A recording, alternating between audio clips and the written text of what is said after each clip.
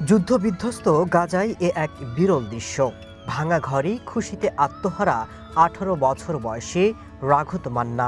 যুদ্ধে উচ্চ মাধ্যমিক পরীক্ষা এবং এতে পাশ করার খবরে পরিবারের সাথে উদযাপনে মেতেছেন এই কিশোরী। ফুল দিয়ে তাকে স্বাগত জানানো হয়। এ সময় আনন্দে যেন দিশেহারা মান্না।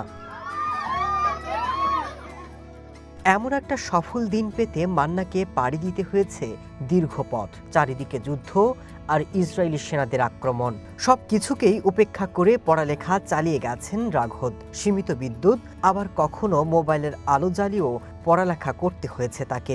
এমনকি তাঁবুতে পড়ার সময় বোমার আওয়াজ এড়িয়ে যেতে তাকে কানে হেডফোন গুঁজে রাখতেও হতো। সেসব দিনের কথা বলতে বলতে অঝোরেই কেঁদে ওঠেন মান্না।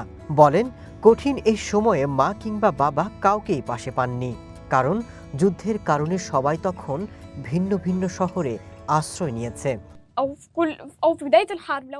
খাবারের অভাব ছিল, আমার কাছে কোনো টাকা ছিল না। ওই সময়টা কেউ আমার এতটুকু খবর রাখেনি। আমি আমার বোনদের নিয়ে লড়াই করেছি, দিনের পর দিন কষ্ট করেছি।